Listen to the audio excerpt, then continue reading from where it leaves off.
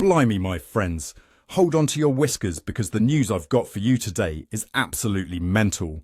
Meow, let me tell you about the latest bit of political theatre that's got everyone's tails in a twist.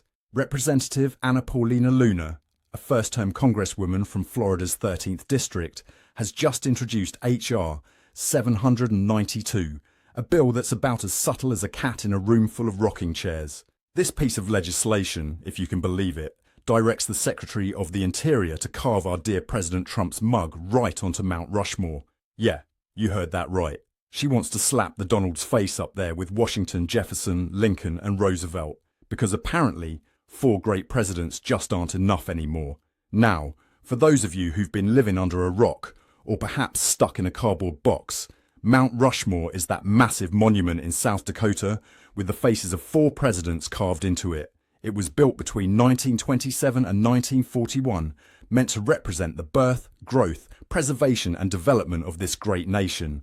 But Luna reckons it's missing something, namely a massive granite comb-over. Luna's banging on about Trump's bold leadership and transformative impact on America. Bold is certainly one word for it, innit?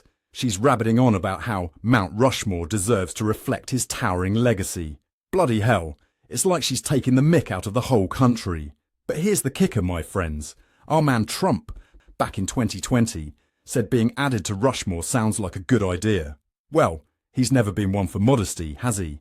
It's like asking a cat if it wants more catnip. Of course he'd be up for it. This isn't the first time Trump's supporters have tried to immortalise him, mind you. There have been proposals to give him the Congressional Gold Medal, rename airports after him. Blimey, they'd probably rename the moon Trump if they could. It's all part of this balmy trend to cement Trump's place in history, especially as America's gearing up for its 250th birthday bash in 2026. Speaking of which, Governor Larry Roden of South Dakota seems proper chuffed about the whole thing. He's ready to crack on with something called Task Force 250 to make it happen, because nothing says Happy Birthday America like a 60-foot Trump face, right? It's about as subtle as a brick through a window. But here's where it gets proper dodgy, my friends. Luna's bill doesn't mention a word about funding or how they're going to pull off this rocky renovation. It's like she's expecting the money to just fall out of the sky, or perhaps out of Trump's allegedly very deep pockets. Meanwhile, the rest of the country's dealing with little things like immigration, the economy and whatnot. But sure, let's focus on carving a new face into a mountain. Priorities, eh? And let's not forget the technical challenges. Carving a face into a mountain isn't exactly like scratching a post, is it? It'd take years, cost millions, and probably cause more environmental damage than Trump's climate policies. But who cares about that when we can have another bigly beautiful Trump thing? Right. Of course, this whole kerfuffle is just part of the larger Trump show. Since he swaggered back into the Oval Office in January, it's been one thing after another.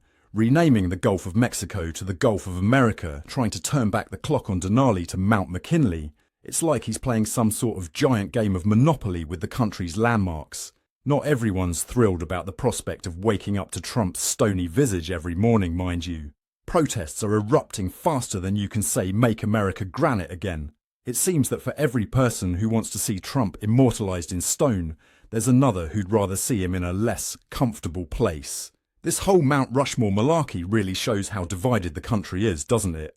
On one side, you've got people who think Trump's the best thing since sliced bread. On the other, you've got folks who'd rather eat a hairball than see his face on a national monument. It's like America's become a house full of cats. Half of them want to cuddle, the other half are hissing and showing their claws. But here's the thing, my friends. Mount Rushmore isn't just a big rock with some faces on it. It's supposed to represent the ideals of American democracy. You know, the stuff that makes America, America. So when you talk about adding Trump to that mix, you're not just changing a statue, you're making a statement about what America stands for. And judging by the reactions, that's a conversation that's far from over. If you're as gobsmacked by this story as I am, give us a like and leave a comment. Maybe suggest which of Trump's expressions should be immortalised in stone. My vote's for the one where he looked directly at the solar eclipse. Pure genius, that. In the meantime, keep your eyes peeled and your ears perked. In this political catfight, there's bound to be more fur flying before it's all over.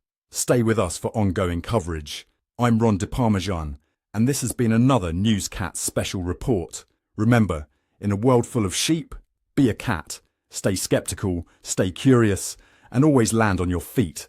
Meow.